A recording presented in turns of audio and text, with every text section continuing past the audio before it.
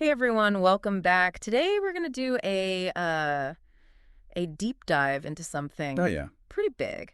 The recent NATO summit Yeah. that just finished up in London. If you're listening to this, Right. you probably want to know what went down, Absolutely. why everybody's talking about Oh, it, what it all means for the future. Well, yeah. we've got you covered. You bet. We've been looking over all kinds of stuff, news articles, Of course. official statements. We even dug up some historical context Oh, wow. just to give you the full picture. Very cool. So this Great. wasn't just some routine NATO meeting.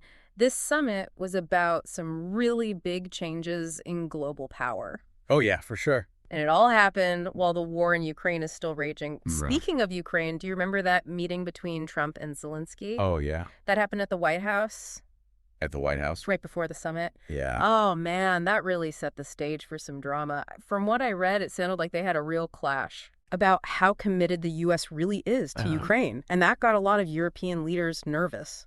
Definitely. That meeting really showed how uncertain Europe is feeling right now about the U.S.'s role in keeping them safe. I mean, European countries, they've been depending on the U.S. for security for, like, forever. But now they're starting to wonder, hold on, is the U.S. really going to be there for us when we need them? Yeah, like Europe is thinking, Right. okay, maybe we need to start taking care of ourselves a bit more. Yeah, absolutely. And that actually leads perfectly into one of the biggest themes that came out of this summit. European countries Yes. stepping up their defense game in a big way. Huge. When I saw the numbers, I was shocked. We're not talking about some small increases here. No. We're talking serious money. Yeah, it's remarkable. Since 2014, European allies, and Canada too, they've all increased their defense spending together by over, get this, $700 billion. Wow. And just in 2024 alone, they spent $485 billion. That's a 20% jump from the year before. I am blown away by those figures. It really sounds like Europe is sending a clear message, like they're not messing around. Yep. But I'm curious, what are they actually doing with all that cash? Is it all just going into bigger armies? Well, it's not just about size. It's about modernizing their forces, making them more strategic. And you know what? A lot of European countries are investing a ton of money in cyber defense because they realize cyber warfare is a growing threat. Oh, that's interesting. Yeah. They're also developing some really advanced weapon systems. Like what? Drones, precision-guided munitions, that kind of thing. And of course, a big chunk of that money is going to support Ukraine. Okay, so it's a multifaceted approach. Definitely. And speaking of Ukraine, Yeah. the summit came up with a 4-point plan to Right. try and deal with the war that's still going on. Can you break that down for us? Sure. The first point is all about continuing the military aid to Ukraine and maybe even increasing it. Yep. This means giving them a bigger range of weapons, maybe even longer range missiles, so they can hit targets further inside Russia. I bet that's going to make some people in Moscow pretty upset. It could, yeah. And that leads us to the second point, which is about getting tougher on the economic sanctions against Russia. The goal is to really target those key parts of their economy and put the squeeze on them so they'll come to the negotiating table. So they're trying to squeeze Russia from both sides, Right. militarily and economically. Exactly. Now, the third point is all about making sure that any peace talks in the future have to respect Ukraine's borders and independence. No compromising on that. That sounds pretty non-negotiable. It is. And finally, the fourth point is maybe the most important and definitely the most controversial. They're talking about creating something called a coalition of the willing. Okay, I gotta admit, I'm a little confused about that. What does that even mean? Is it like a new mini NATO? Who's in it? And what are they supposed to do? It's not really a new organization. Think of it more like a group of countries that are willing to do more than just send aid. They're ready to get more involved in defending Ukraine. This could mean sending troops to Ukraine or giving them direct military help if Russia makes things worse. Wow. So is this Europe basically saying, we're ready to put boots on the ground even if other countries aren't? That's a pretty bold move, especially when you think about how risky it is to have a direct confrontation with Russia. Yeah, it is a bold move. Okay. And it definitely comes with some big risks. But it also shows how serious Europe is about this.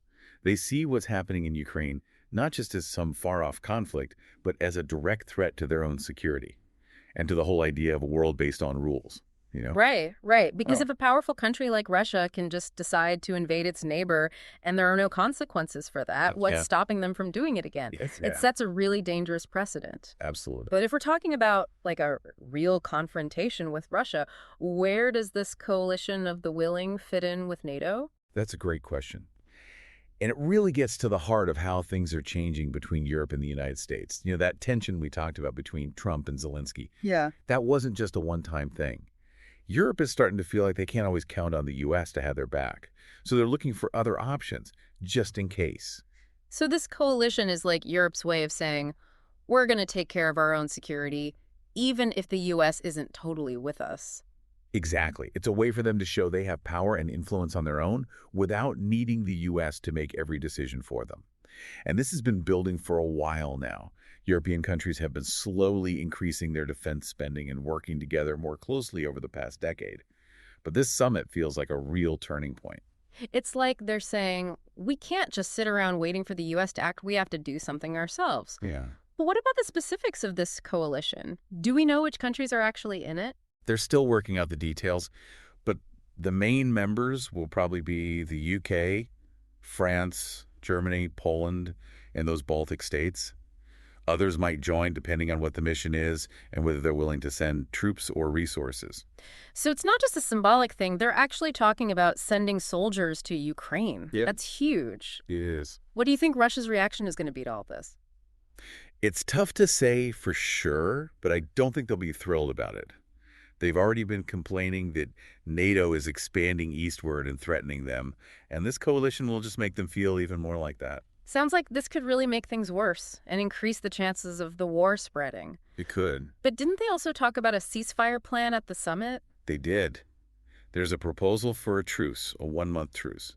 It would mainly focus on the areas where the fighting is the worst, in eastern Ukraine. The idea is to give them a chance to have some peace talks, maybe start to trust each other a little more. I mean, it makes sense, but I just don't see how a 1 month break is going to be enough to fix a conflict this deep. It's a long shot. And even if they do manage to agree on something, how can Ukraine be sure that Russia won't just break the agreement later on? That's the big question. And it shows that they need more than just a temporary ceasefire. What Ukraine really needs are some solid guarantees about their security in the long term, something that will keep them safe and prevent Russia from invading again. So what kind of security guarantees are we talking about here? Would Ukraine joining NATO be part of that? NATO membership is a complicated issue. They definitely talked about it at the summit. But some European countries are really hesitant about extending that Article 5 protection to Ukraine. The part where an attack on one NATO member is considered an attack on all of them.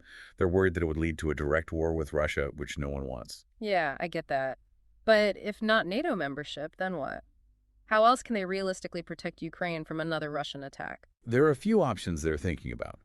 One idea is to give Ukraine a really strong security pact, something less than full NATO membership, but still with solid promises from the big powers to defend them if they're attacked again. Like a mini NATO just for Ukraine?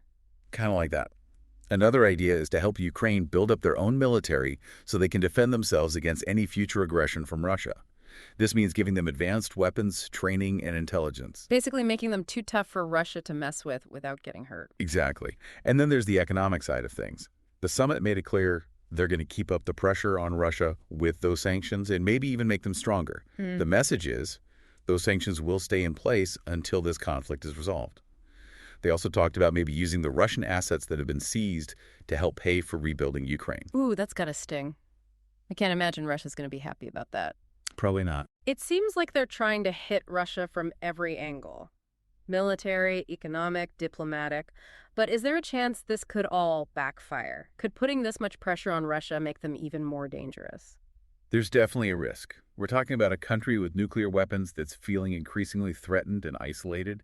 If you push them too hard, who knows what they might do? So how do you find that balance between standing up to their aggression and not making things worse? It feels like walking a tightrope. It is a delicate balance.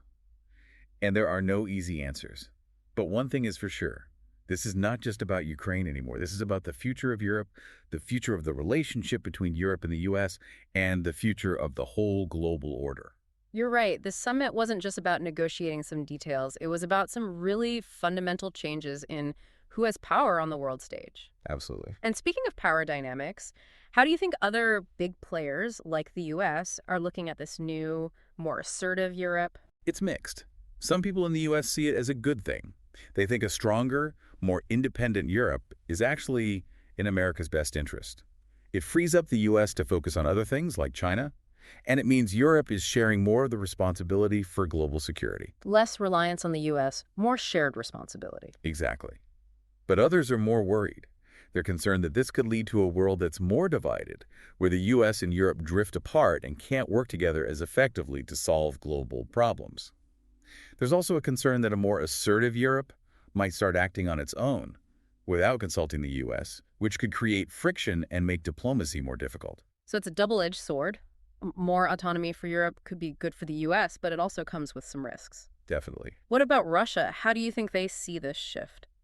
For Russia, it's complicated. Hmm. On the one hand, a more united and assertive Europe looks like a threat to them.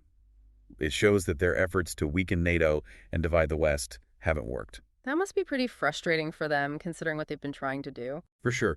But some analysts believe that Russia might actually see some opportunities in a more independent Europe, Really? I don't quite see it. Why would they want that? because a more independent Europe might be more willing to deal with Russia on Russia's terms without being held back by the transatlantic alliance. It could give Russia a chance to play European countries off against each other, taking advantage of any differences they have in their interests or goals. So a more fragmented Europe could actually work out in Russia's favor in the long run. It's possible. It all depends on how Russia decides to play its cards. Hmm. And that's what makes this whole situation so fascinating and so unpredictable. We're at a real turning point in history, and the decisions that the key players make in the next few months and years will have a huge impact on the global order. It's like we're entering a whole new era, and the rules are being rewritten as we speak. And this coalition of the willing idea brings up a lot of questions about the future of NATO. If European countries are more willing to act on their own now, especially when it comes to military stuff, does that mean NATO is becoming less important? A lot of people are wondering that, and it's a tough question. Some people say it's a sign that NATO is getting weaker, that the whole transatlantic partnership is breaking down because they don't agree on everything anymore. They point to the fact that this coalition of the willing is doing its own thing outside of NATO's official structure.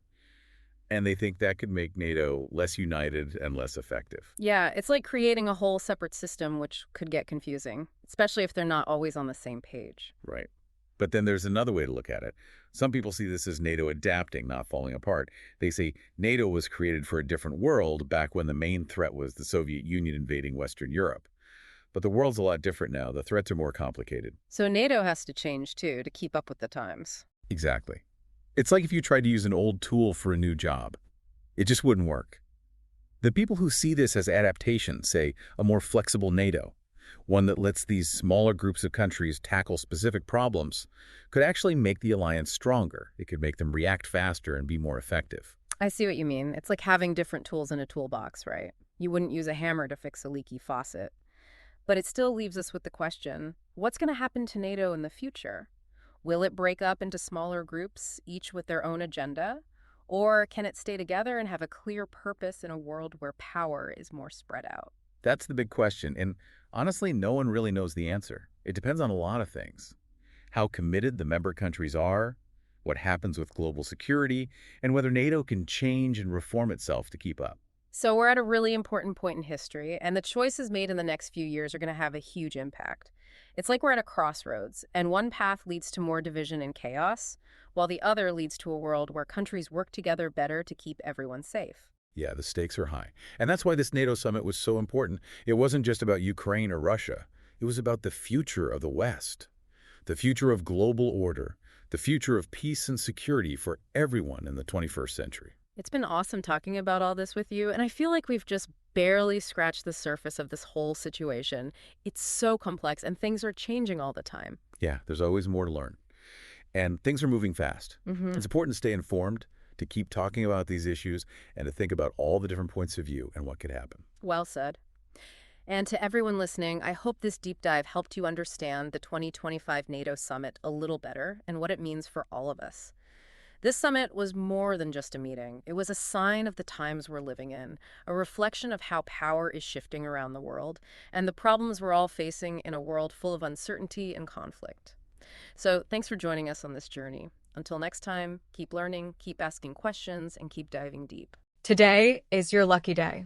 Today is the day that our $3 website works for you, paying you directly to your PayPal daily. Imagine $3 ongoing continuous payments to your PayPal account. Imagine falling asleep and waking up to $300 in your PayPal account. How would this make you feel? How could this help you? What bills could you pay? What kind of fun could you have? What does that retirement look like now? All for a one-time payment of $3. This website is DFY done for you, fully built and completely hosted, and never stops collecting payments for you. You have spent $3 on coffee on a regular, but that coffee won't help you create multiple streams of income. Click the link below.